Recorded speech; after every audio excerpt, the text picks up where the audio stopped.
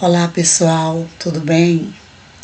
Então, como sempre, iniciamos os nossos vídeos, e quando eu falo nós é porque eu estou na companhia do Espírito Santo, amém? Pai, Filho e Espírito Santo. Então eu costumo dizer que a graça e a paz do nosso Senhor Jesus Cristo esteja conosco, porque estando nós sob a graça de Deus por intermédio de Jesus Cristo, consequentemente nós estaremos em paz conosco e em paz com todos, porque a paz que Cristo nos dá é a paz que, mesmo estando nós passando por dificuldades, nós estamos felizes com a esperança em dias melhores. Amém? Então, hoje nós vamos ver um pouquinho sobre o que diz aqui o escritor de Eclesiastes, e alguns versículos no capítulo 2, 3, 4, que eu acho um livro muito interessante e uma pregação muito importante para o nosso bom viver, bem viver aqui na Terra. Para início, aqui está dizendo o seguinte: livro do Eclesiastes ou do pregador. Então, aqui não fala quem foi, assim de forma clara, quem escreveu este livro, né? O Eclesiastes ou pregador. Mas nós sabemos que foi uma pessoa muito experiente, uma pessoa de muitas vivências, que sobreviveu e viveu, viu tudo nesta vida, porque sempre ele fala: debaixo desse sol eu vi tal coisa, e vai citando. Então, como nós vemos, foi alguém muito sábio, muito experiente. E os estudiosos falam que quem escreveu o Eclesiastes, esse livro chamado o Eclesiastes ou Pregador, foi o rei Salomão. E tudo indica que foi realmente escrito, que ele foi realmente escrito pelo o rei Salomão. E que assim como Deus deu sabedoria a Salomão, que pediu sabedoria a Deus em sua oração, nós também devemos pedir a Deus sabedoria, como eu digo aqui agora, que Deus derrame sobre mim e vós bênçãos de sabedoria e que venha fazer com que eu não fale nada de mim aqui que não seja para exemplificar e que não venha da vontade de Deus, mas que tudo que eu venha falar aqui, Senhor, em nome do teu Filho amado Jesus Cristo, venha de ti, da tua sabedoria, porque assim como Salomão pediu, nós pedindo também a Deus, Ele nos dará, porque está escrito: pedi e dá-se-vos-á, bater e a porta se abrir-se-á, certo? A porta abrir-se-á. Quem pede, recebe. Quem busca, encontra. E eu acho esse livro muito sábio, muito interessante. Muitas pessoas não entendem o que o escritor quis dizer aqui, quando ele diz: tudo é vaidade, vaidade de vaidade. Mas na verdade tudo é vaidade, tudo constitui vaidade. Mas não é porque tudo é vaidade que nós vamos achar que a vida é uma ilusão, como muitos pensam. Se Deus nos colocou aqui nesta terra, é porque Ele tem propósito na minha e na tua vida aqui na terra. Para todos que Ele colocou aqui na terra, Ele tem um propósito. Para cada um, Ele tem um propósito. Então, viver não é ilusão. A vida não é uma ilusão. Tudo aqui na terra pode constituir vaidade, certo? Mas, como assim tudo constitui vaidade? Se nós não vivermos de acordo com a vontade de Deus, tudo constitui vaidade. E ninguém melhor que o rei Salomão para nos explicar sobre isso. Porque o rei Salomão, ele viveu todas as glórias deste mundo em verbo de carne. Tudo ele viveu aqui na terra. E ele viveu momentos bons de glória, viveu momentos ruins, certo? O rei Salomão viveu momentos de tanta glória que ele chegou a se perder da presença de Deus em determinados momentos. Nós sabemos que ele foi o homem que teve mais mulheres no mundo. Sabemos também quantas coisas abomináveis aos olhos de Deus ele fez.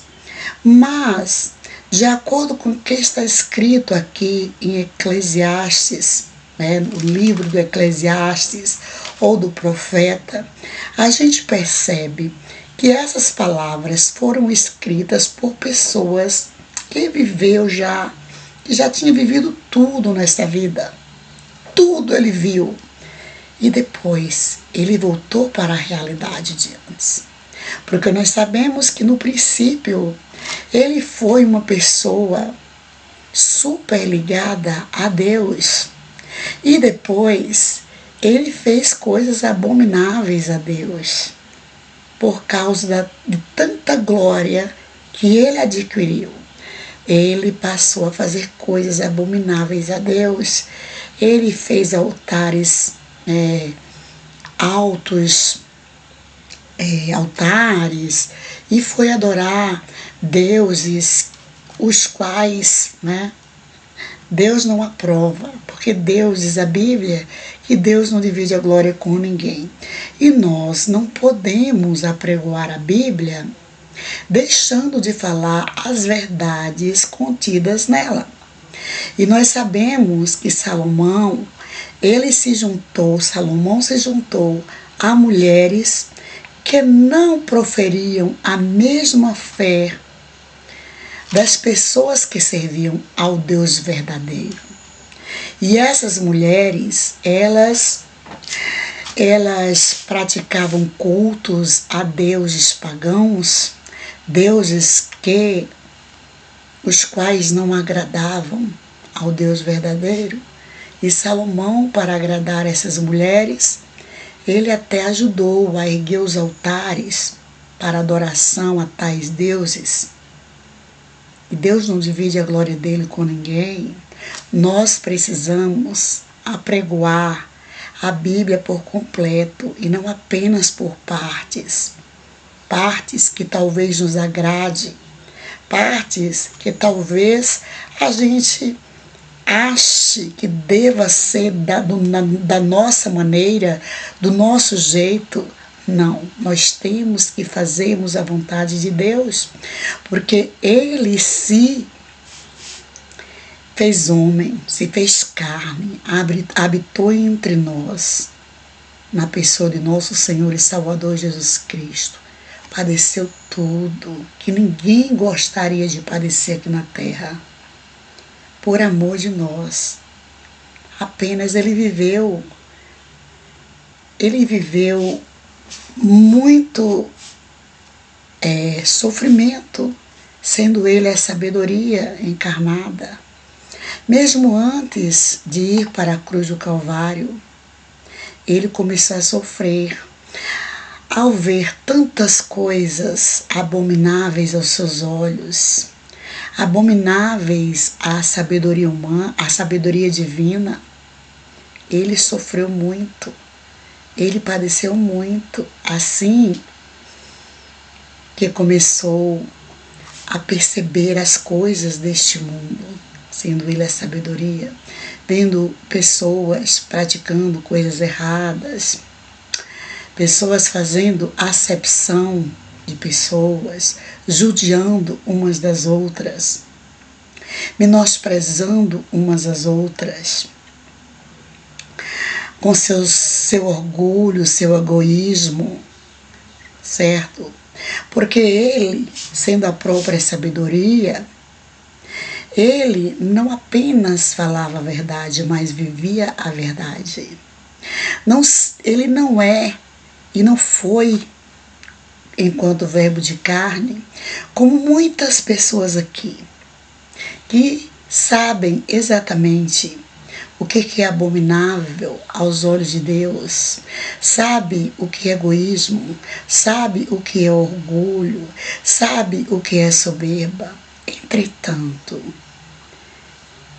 conceituam essas coisas de outra maneira para satisfazer o seu ego. Sabe por que eu digo isso? Que conceituam essas coisas de outras maneiras? Porque apesar de apregoarem contra essas coisas, praticam essas coisas. Praticam o egoísmo, praticam o orgulho, a soberba, que são sentimentos que vêm juntos: soberba, altivez, orgulho, egoísmo, pessoas que se acham demais. E, como diz o ditado de muitas pessoas, que os que se acham demais, tudo demais sobra, certo? Tudo precisa ser na medida certa.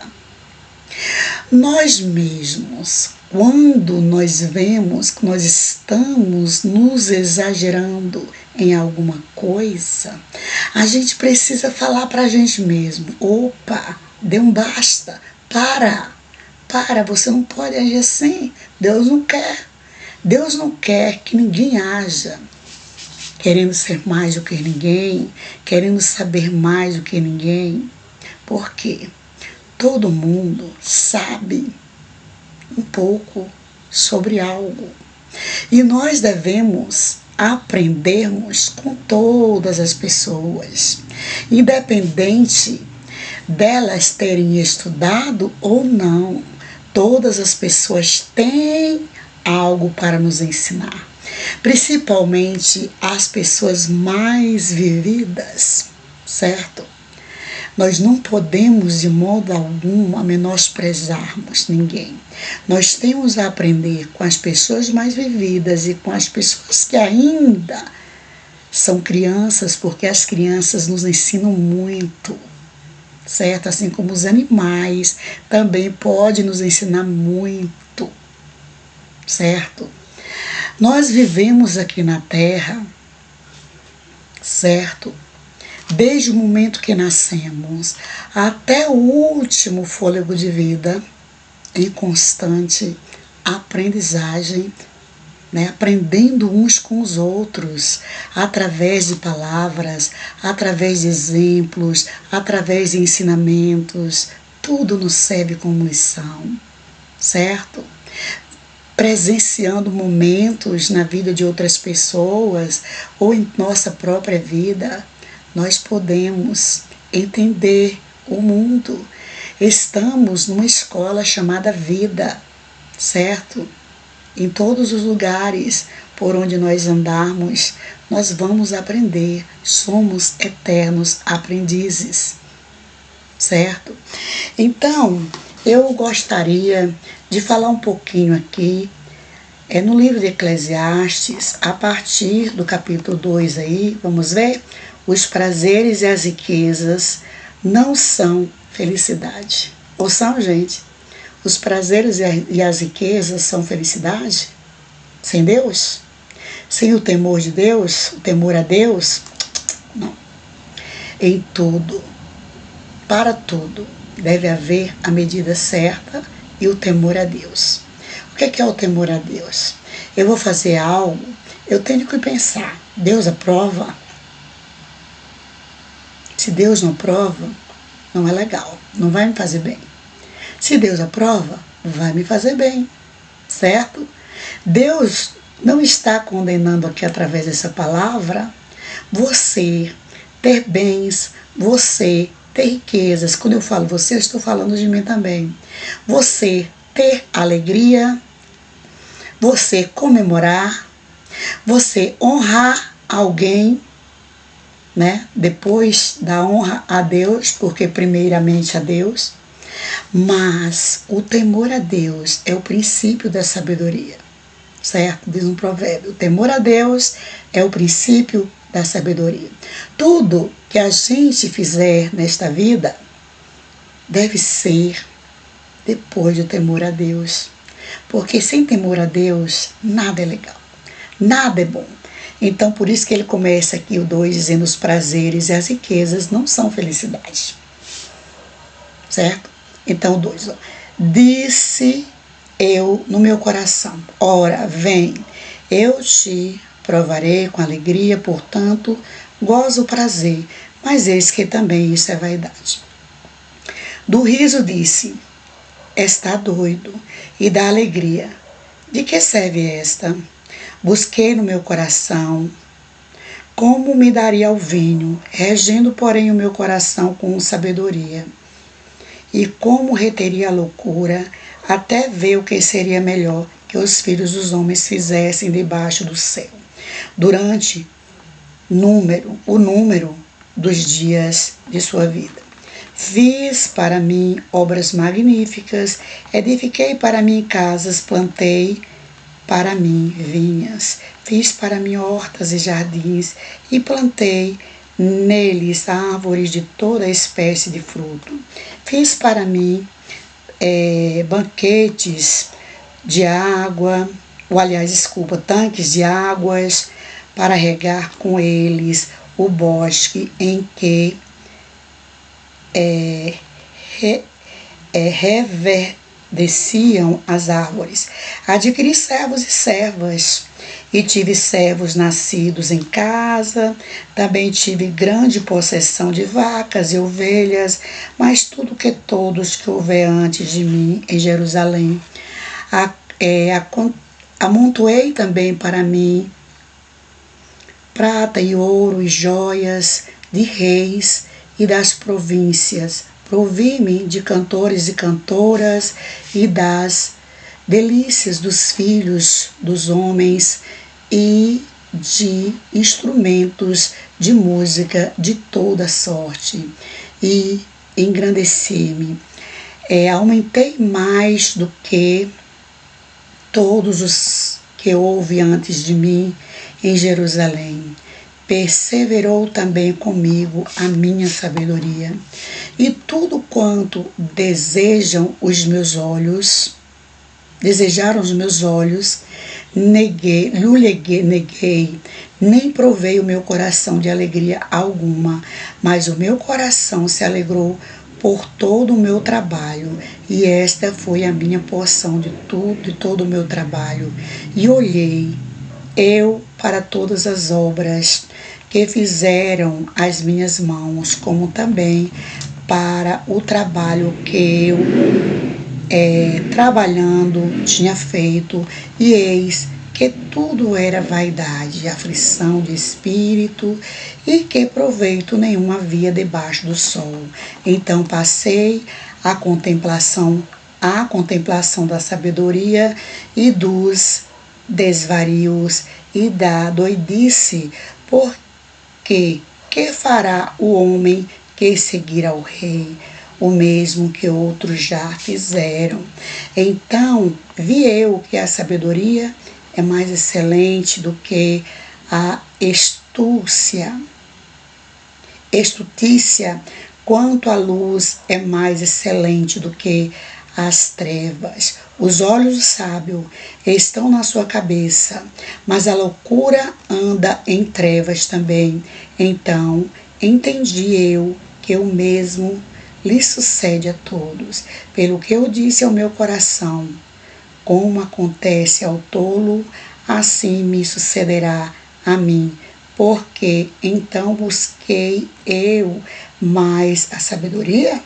Então disse no meu coração que também isto era vaidade, porque nunca haverá mais lembrança do sábio do que do tolo, porquanto de tudo nos dias futuros total esquecimento haverá. E como morre o sábio, assim morre o tolo. Pelo que aborreci esta vida, porque a obra que se faz debaixo do sol me era penosa, sim, tudo é vaidade e aflição de espírito. Também eu aborreci todo o meu trabalho, em que trabalhei debaixo do sol, visto como eu havia de deixá-lo ao homem que viesse depois de mim. E quem sabe se será sábio ou tolo. Contudo, ele se assenhoreará de todo o meu trabalho, em que trabalhei e em que me houve sabiamente debaixo do sol. Também isso é vaidade. Gente, nós vemos, eu vou ler só até aqui, porque é muito repetitivo tudo. Aí o capítulo 2, né? O 3 já fala que há para todas as coisas um tempo determinado por Deus. O 4 já fala os males e as tribulações da vida. Né? O 5 já fala de vários conselhos práticos. Então, todo o livro de Eclesiastes nos alerta, abre os nossos olhos para a sabedoria divina. Sabem por quê? Deus não nos colocou aqui para vivermos mendigando o pão, para vivermos mendigando as vestes, para vivermos mendigando a moradia, para vivermos mendigando momentos de lazer, de prazer. Não. Deus quer que vivamos bem aqui na terra, contanto que saibamos viver os nossos dias aqui na terra com justiça, com amor ao próximo, em paz conosco, com todos e em comunhão com Ele, com Deus, porque de nada adianta eu viver todas as glórias aqui neste mundo, de nada vai adiantar, tudo é vaidade, como disse Salomão, até a sabedoria é vaidade, porque morrerá o sábio e morrerá o tolo, e os dois serão esquecidos. Morrerá, a mesma coisa, morrerá o rico, morrerá o pobre de bens materiais, mas um dia todos serão esquecidos. Então, o que é que Deus quer nos mostrar com isso? Que tudo é vaidade, através da palavra aqui escrita pelo pregador, o escritor de Eclesiastes. Ele diz que tudo ele viu debaixo desse sol, tudo ele teve debaixo desse sol. Ele teve muitos empregados que lhe serviam, empregados que nasceram em sua casa, em seu palácio, e que não nasceram em sua casa. Ele teve todas as glórias deste mundo, ele teve toda a sabedoria que um homem necessita aqui na terra para viver, para adquirir bens. Mas ele chegou à conclusão que tudo isso constitui vaidade, porque todos nós partiremos. Há um versículo que diz: como a erva que nasce, floresce e depois seca e é levada pelo vento, assim somos nós, tá? O que sobrevive mesmo é a palavra de Deus. E é por isso que nós devemos viver os nossos dias aqui na terra de acordo com a palavra de Deus, porque assim como a erva, nós somos plantação de Deus, constituímos plantação de Deus. Ele planta e arranca quando Ele quiser. Aí, professora Ilza e mãe Ilza, o que a senhora quer dizer com isso? Que nós devemos viver aqui de qualquer jeito? Não. Nós não devemos viver aqui de qualquer jeito, não. Precisamos trabalhar, precisamos adquirir o dinheiro para o nosso sustento, precisamos de lazer, precisamos de alegria, porque nós sabemos que os momentos de tristeza são inevitáveis. Nós sabemos que durante o tempo que vivemos aqui, nós adquirimos muitas coisas boas, mas nós perdemos muitas coisas boas também.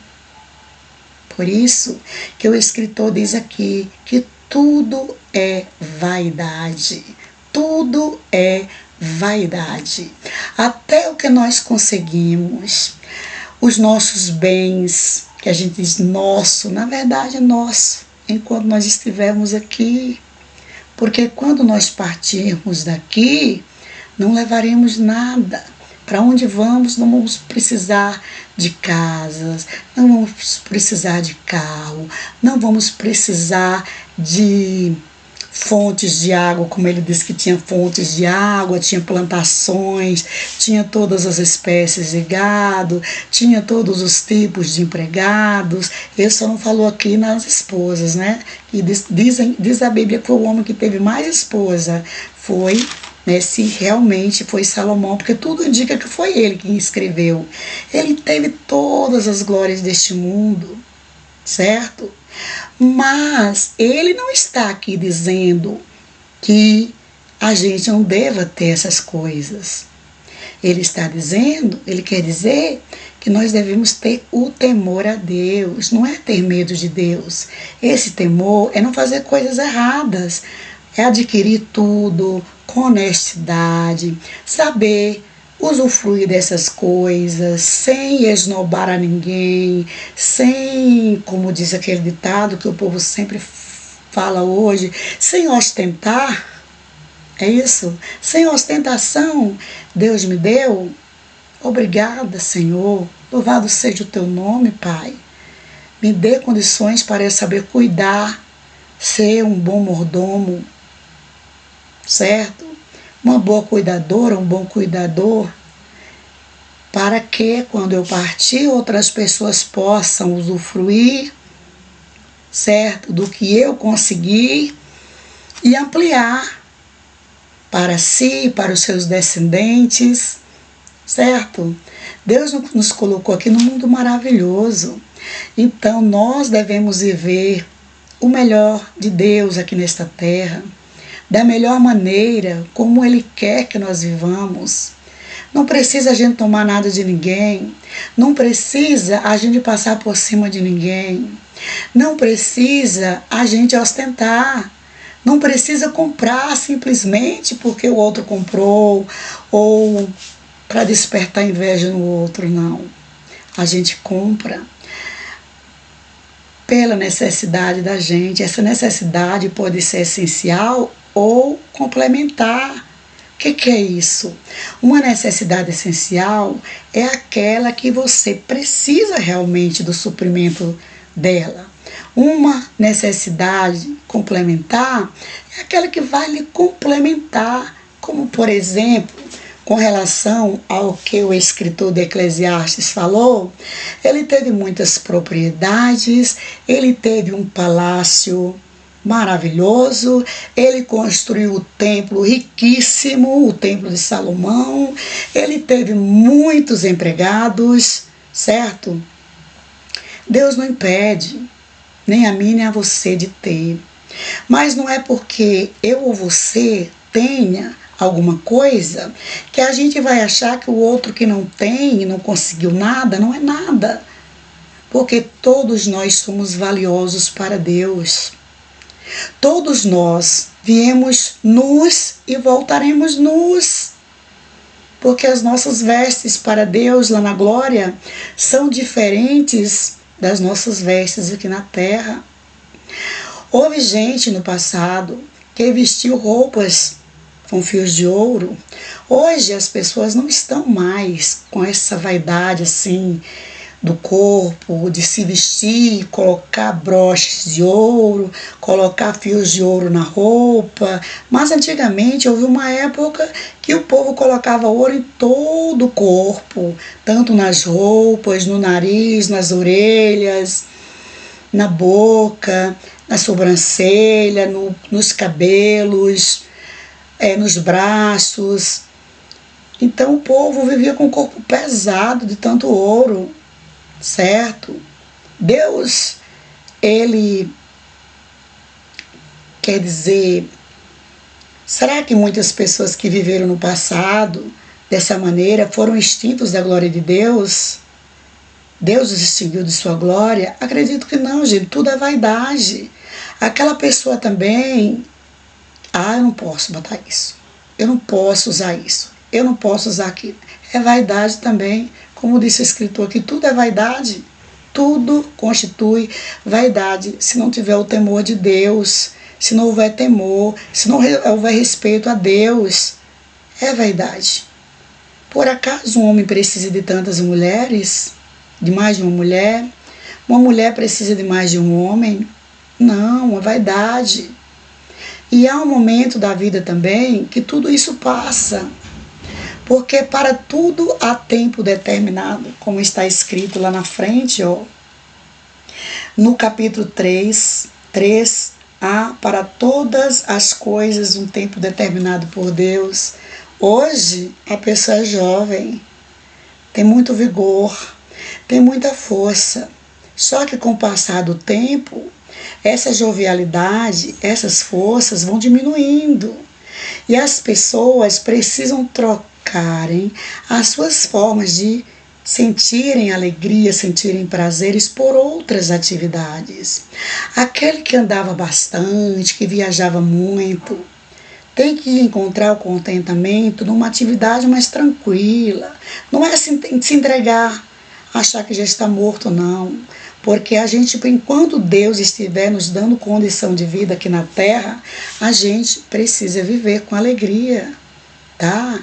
Enquanto Deus estiver dando condição a gente, se a gente não está sentindo dor, não está doente, está em condições de andar, está em condições de dirigir, por que não fazer essas coisas? Certo?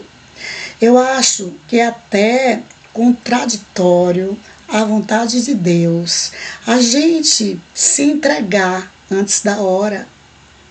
Até o último momento de vida, você tem condição de fazer algo, faça. Amando as pessoas como a si mesmo, amando ao próximo como a si mesmo, porque você não pode também amar outra pessoa mais do que a você. Se você tem bastante, faça doação. Mas se você tem só aquele tantinho, que não dá para você dividir, usufrua. E deixa, ora para outra pessoa que tem condição fazer no seu lugar. Deus, eu creio que Deus irá entender. Agora, a partilha do pão não é você ficar com fome para dar o seu pão ao próximo, não. Porque isso aí, se você judia de você, você não vai ter amor aos outros, tá? A gente precisa entender essas coisas. Porque tudo é vaidade, como diz aqui o escritor de Eclesiastes.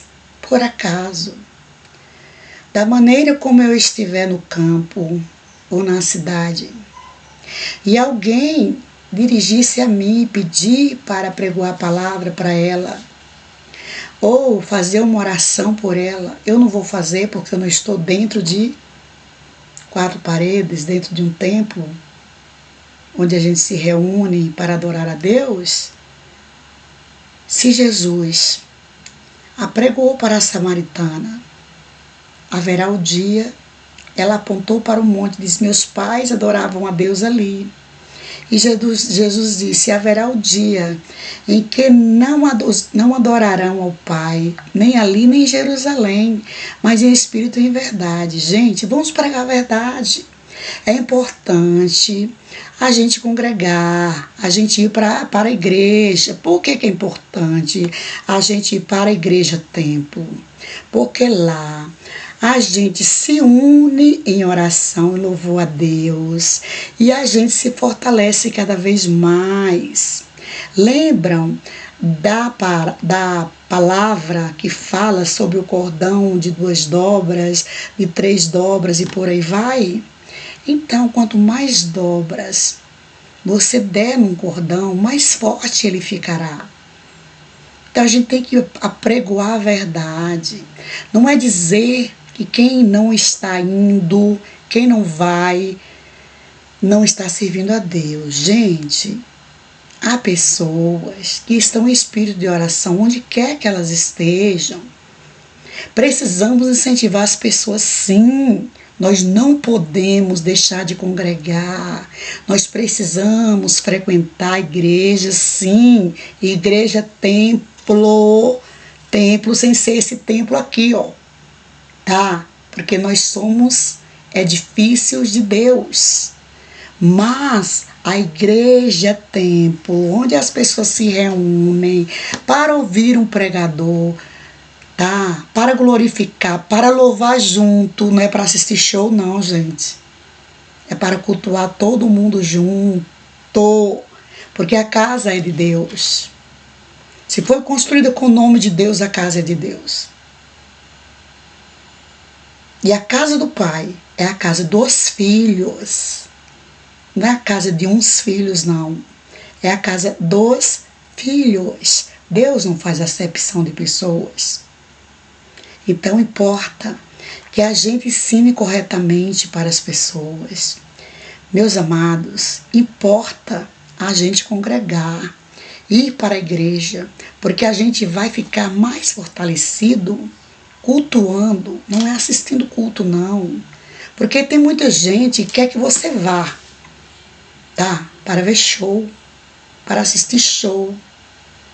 Mas, de acordo com o que a Bíblia diz, cada um tem algo a fazer na congregação. Cada pessoa tem algo a fazer na congregação, tá? E não apenas ouvir louvores, não apenas ouvir pregações, não apenas ouvir orações, não. Todos envolvidos por amor a Cristo. Agora, abrir a boca e dizer que o que não foi não está servindo a Deus, está desfazendo da palavra que Jesus teve com a samaritana no poço de Jacó. Está contradizendo o que está escrito na Bíblia. Porque se Deus disse à samaritana, quando ela disse que os pais delas adoravam a Deus naquele monte, e ela disse, e haverá o dia, e ele disse, e haverá o dia em que os verdadeiros adoradores adorarão ao Pai em espírito e em verdade. Não naquele monte e nem em Jerusalém. Haverá o dia e já é chegada a hora. Olha o que Jesus falou. Mas é bom que a gente se reúna para adorar. Agora, falar que a pessoa que não está, que não vai em todas as reuniões, não está servindo a Deus. Cuidado, gente. Cuidado para não desfazer da Bíblia. Porque quem faz isso está desfazendo o que Jesus falou à samaritana. Está desfazendo da Bíblia. E quando a gente desfaz da Bíblia, a gente está sendo o quê? Pensem bem. Quem conhece a palavra sabe que quem desfaz da Bíblia é o quê? Herege. Gente? A gente sabe disso. A gente não pode desfazer do que está na Bíblia. Certo? Então, o escritor de Eclesiastes, ele nos traz essa palavra maravilhosa, dizendo que tudo é vaidade. Se eu uso, é vaidade. Se eu não uso, é vaidade também. Agora, ele quer dizer o que com isso? Que nós temos, tudo se resume em moderação, gente. Moderação. Um servo de Deus não pode sair por aí fazendo tudo o que quer fazer. Ele cometeu pecado. Provavelmente, ele se arrependeu depois. Mas ele cometeu o pecado. Ele fez coisas que desagradam a Deus. Certo? Provavelmente, esse livro, o pregador, o Eclesiastes, foi ele quem escreveu. E ele já escreveu em sua velhice. Ele já tinha vivido todas as glórias que um homem quer viver na terra, que de todo jeito. Certo? Um homem que viveu glórias com Deus, certo?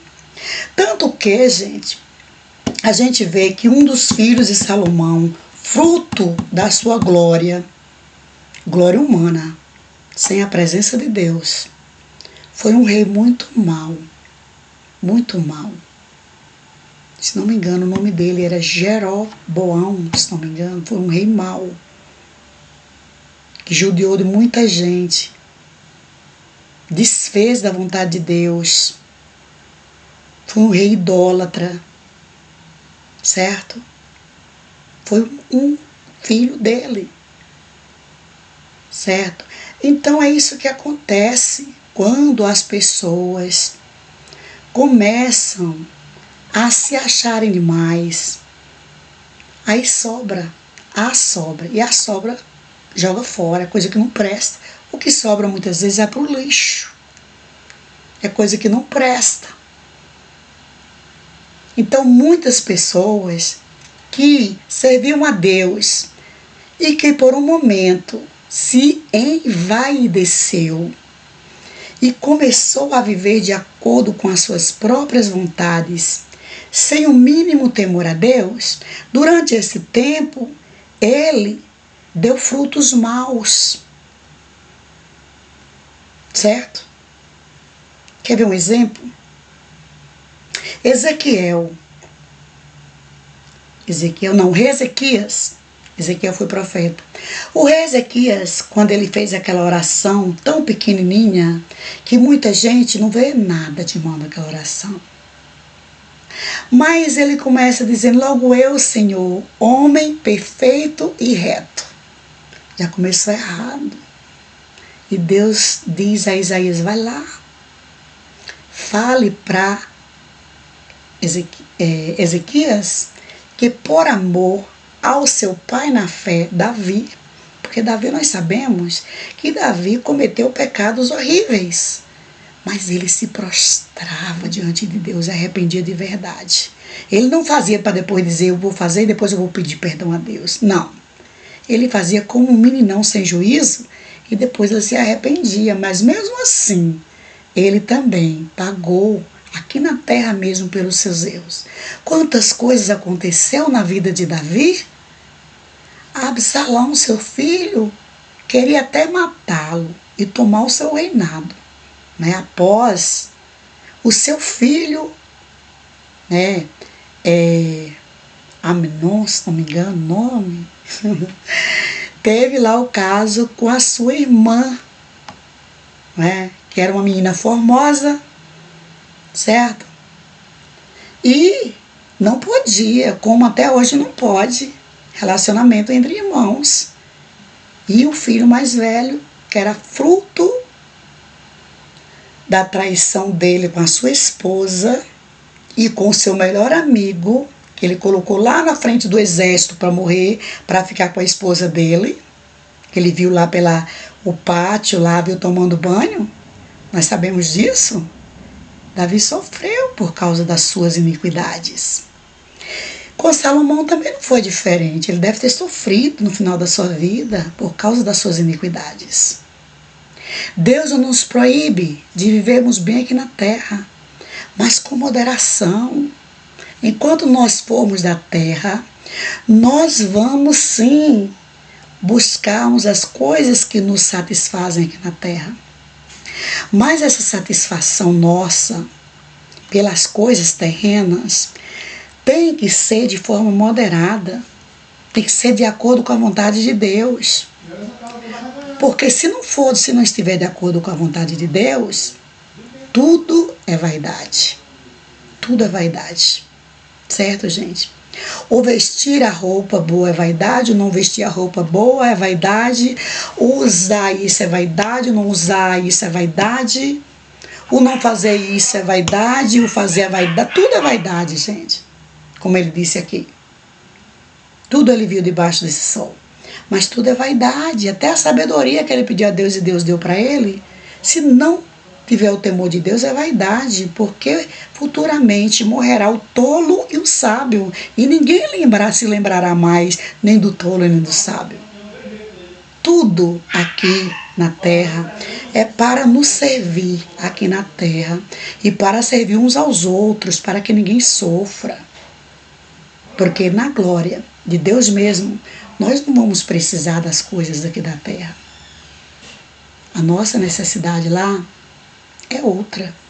Só Deus sabe. Nós precisamos de tudo aqui na terra quando nós estivermos na terra. Por isso que a gente tem que viver de acordo com a vontade de Deus. Não é dizer eu não quero isso, eu não quero dinheiro, eu não quero casa, eu não quero... Não é isso não, gente. E também não querer de toda maneira, de qualquer maneira. Por exemplo, se eu não preciso de um avião, para que eu quero um avião? Se eu não preciso de um ônibus, para que eu quero um ônibus? Se eu não tenho condições de administrar tantos bens, para que eu quero tantos bens? Para que tanta ganância? Agora, se você souber administrar tudo com moderação, com sabedoria divina, ciente de que um dia você partirá e outras pessoas tomarão conta daquilo que você construiu. Hoje, às vezes eu observo tanta coisa boa que existiu no passado e que foi abandonado, o mato tomou conta. Por que será isso? Porque foram coisas construídas com vaidade, sem o temor de Deus. E muitas vezes a gente vê herdades, pessoas que herdaram lá dos seus primeiros, dos seus primórdios parentes, e que persistem ali, né? Os mordomos sempre administrando muito bem. Por quê? Porque desde o princípio foram coisas adquiridas com o temor de Deus e continuam sendo mantidas com o temor de Deus. Porque onde não há o temor de Deus, não há limites, não há sabedoria divina. Não há temor de Deus, não há sabedoria divina. Sabemos que tudo que nós temos aqui na terra pertence a Deus. Nós somos apenas administradores, certo? Então, aqui o 4 diz: os males e as tribulações da vida. Nós vivemos momentos bons e vivemos momentos de tribulação. O próprio Jesus disse: no mundo tereis aflições, mas eu venci o mundo. Enquanto nós pudermos sorrir, brincar, trabalhar, usufruir, devemos fazer sim, gente, mas tudo com temor a Deus, com amor a Deus. O temor e o amor vêm junto, e a justiça também. Sem judiar de ninguém, sem ostentação, sem querer tomar nada de ninguém, porque não é justo. Não é justo a gente querer tomar nada, querer tomar as coisas um do outro, o suor do outro, não é justo. A gente pode ajudar uns aos outros, certo? Mas tomar nada de ninguém, não, de jeito nenhum, certo? E todo mundo precisa trabalhar para sobreviver, não é ficar como diz lá o escritor dos provérbios: a sanguessuga tem 2 filhas, dá e dá, dá. Certo? Tem gente que em 2 horas de trabalho quer ganhar o dobro, o triplo de uma pessoa que estudou uma vida inteira para ganhar bem menos do que ela. Certo? A gente tem que medir as coisas, ter o temor de Deus. Ser grata a Deus por tudo que a gente consegue. Alguém tem a bondade de nos ajudar com X, Vamos ser gratos a Deus e orar por essa pessoa, ao invés de crer mais e mais e mais dela, certo? Então aqui no 5 ele diz, dá vários conselhos, guarda o teu pé quando entrares na casa de Deus. Tá vendo como é importante a gente ir para a casa de Deus? É importante. Agora, é importante também que a gente viva segundo a vontade de Deus em quaisquer lugares. A gente não pode dizer que uma pessoa que não está lá dentro da casa de Deus, fora da casa de Deus, ela está. Que a gente sabe que a casa de Deus que está falando que é o templo, né, gente? O templo de pedra. Ela está fora da vontade de Deus. Senão a gente vai estar desfazendo da palavra que Jesus deu a samaritano no poço de Jacó. A gente vai estar desfazendo da Bíblia. A gente tem que apregoar a verdade. Dizer às pessoas que é importante o congregar. É importante a gente ir para a casa de Deus. Essa casa de Deus não é a casa espiritual que está falando. É a casa local de pedra. A casa, a construção, onde as pessoas se reúnem. Ele diz aqui, ó. Inclina-te mais a ouvir do que a oferecer sacrifícios de tolos, pois não sabem que fazem mal. Porque também não adianta você ir para a casa de Deus para fofocar, para ficar olhando quem está fazendo o que não está, quem está cantando o que não está, quem está glorificando o que não está, né? Tem que estar na casa de Deus ligado a quem? A Deus, porque é o momento que você tira para adorar a Deus e não para estar de olho em ninguém. É um momento seu e de Deus, meu e de Deus, não meu e da pessoa que está ao meu lado, ou na minha frente, ou atrás de mim. É óbvio que nós temos que tratarmos todos bem dentro da casa de Deus, porque, como já foi explicado, a casa é do Pai. E todos que estão ali são filhos. E Deus não faz acepção de pessoas. Não te precipites com a tua boca, nem o teu coração se apressa a pronunciar palavras alguma diante de Deus, porque Deus está nos céus e tu estás sobre a terra, pelo que sejam poucas as tuas palavras. Não é por muito falar que Deus vai ouvir, gente. Certo? E também, sem falar também, porque tudo depende de como Deus vê e não de como eu ou você veja. Muitas vezes precisa de muitas palavras e muitas vezes de poucas palavras. Houve um momento que Jesus disse aos seus discípulos, aos fariseus, foi aos fariseus que mandou o povo calar a boca. E ele disse o quê?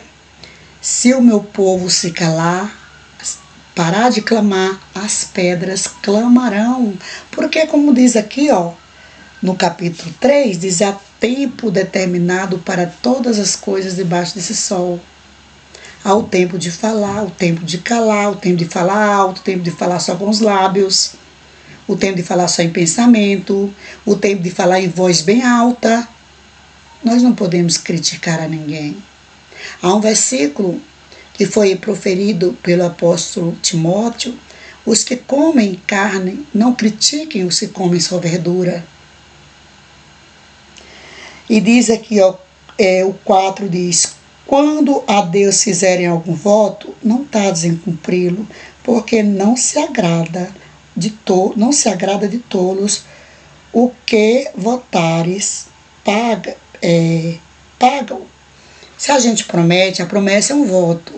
Se a gente promete, a gente tem que cumprir. Agora, se não prometeu, ninguém tem que fazer você cumprir algo que você não prometeu. Se você não prometeu, você não deve. Entendeu? Você só pode cumprir aquilo que você prometeu. Por exemplo, eu disse que eu vou dar tal coisa a fulano, eu tenho que dar. Eu disse que vou fazer isso, eu tenho que fazer. Mas se eu não prometi, eu não tenho que, eu não vou ter. Não consintas que a tua boca faça pecar a tua carne. nem digas diante do anjo que foi erro, porque a razão se iria Deus, ou aliás, se iraria Deus contra a tua voz, de sorte que destruísse a obra das tuas mãos. Deus destrói, né, gente? Diz a Bíblia que Deus exalta os humildes e abate os soberbos. Há muitas pessoas apregoando tanto isso aí e estão sendo abatidas e não estão percebendo. Simples assim. Por quê? Às vezes a gente fala tanto de soberba, de inveja, de egoísmo, de acepção e pratica, a gente tem que tomar cuidado. Não basta só falar. A gente precisa obedecer. Tá? Obedecer é bem melhor do que sacrificar. E sacrificar, por exemplo, eu apregoar aquilo que eu não vivo, não vai adiantar nada. Porque eu vou estar pregando a palavra de Deus. Agora, se eu não viver, eu vou pagar por isso. Tá? Então, é muito simples.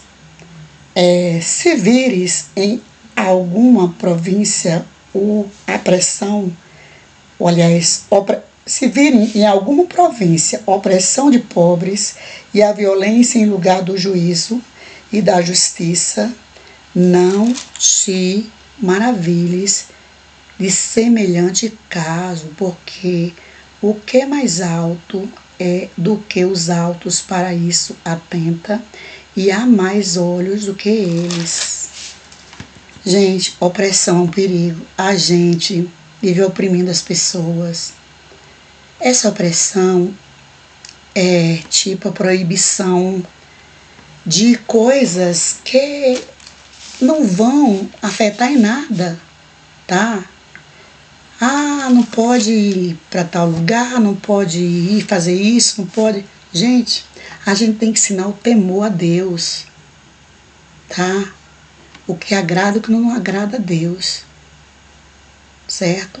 A gente não pode olhar somente para o lado da gente, não. Fulano está me ajudando, eu não posso perder fulano, eu tenho que proibir fulano de sair e de ir, sabe? Ir onde ele quer ir. Não é bem assim, gente. A gente pode dar conselhos, tá? Os conselhos são bons, mas a opressão não. Conselhos bons, não é legal, não é um lugar bom, tá? Não é um lugar bom, lá acontece isso, acontece coisas que desagradam a Deus. Se for o caso, esclareceu por que a pessoa não deve ir. Mas não oprimir a ninguém. Deus não é Deus de opressão. Deus não oprime a ninguém, certo? Deus faz libertar as pessoas da opressão. Vou ler só mais um versículo aqui, que diz o seguinte: o proveito da terra é para todos, até o rei se serve do campo. Tá vendo? Que Deus, Ele não proíbe ninguém de ter propriedades e ter bens, contanto que a pessoa saiba que ela é apenas um mordomo que vai usufruir de tudo ali enquanto estiver aqui, e que depois que partir para a eternidade ficará para outra pessoa ser o mordomo, tá? E não querer se exaltar, ou querer ser mais do que ninguém é mais do que ninguém. E a pessoa não deve viver aqui na terra dizendo: eu não preciso disso, eu não preciso. Não, a gente precisa, claro que precisa. De conforto, de boa moradia, de transporte, de comida, de água, a gente precisa. Deus não quer que a gente viva aqui de qualquer maneira, não, mas não quer também que a gente se vanglorie porque conseguiu alguma coisa e o outro não conseguiu, certo? Então é isso, gente. Que Deus abençoe a todos, que todos venham ter entendimento sobre o que o pregador aí, Eclesiastes, chamado o pregador, que todos os estudiosos afirmam, e eu também creio que tenha sido Salomão quem escreveu, ele que viveu todas as coisas aqui debaixo desse chão, ele que teve experiência suficiente para escrever tal livro e passar para nós essas experiências maravilhosas. Deus não condena ter, Deus condena o ter de forma injusta, sem entendimento, tá? Aquele que acha que tem, que vai ser dono para sempre, que vai partir, que vai levar, que não vai morrer nunca, porque, olha, é um dos futuros mais certos. É a nossa partida para a eternidade, tá? E que nós possamos ir com uma bagagem leve e suave, chegarmos lá e abraçarmos os nossos irmãos e vivermos felizes para sempre. Amém? E que Deus abençoe a todos. Fiquem aí com o meu abraço e o meu beijo fraterno, aí da sua amiga, irmã em Cristo, a professora Ilza Saldanha. Bye bye, see you on the next. Tchau e até a próxima. E não se esqueçam, inscrevam, gente, para que outras pessoas possam assistir a essas pregações, tá? Eu não estou aqui querendo vender a palavra de Deus, não, porque Deus me livre disso. Jesus veio trazê-la a preço de sangue, tá? Mas o meu objetivo aqui é levar conhecimentos, o pouquinho que eu sei para outras pessoas, porque eu também assisto muitas pregações de outras pessoas, tanto pregações como vídeos, aulas, para eu aprender, porque é muito bom a gente aprender, tá? Nunca é demais. Nós somos eternos aprendizes.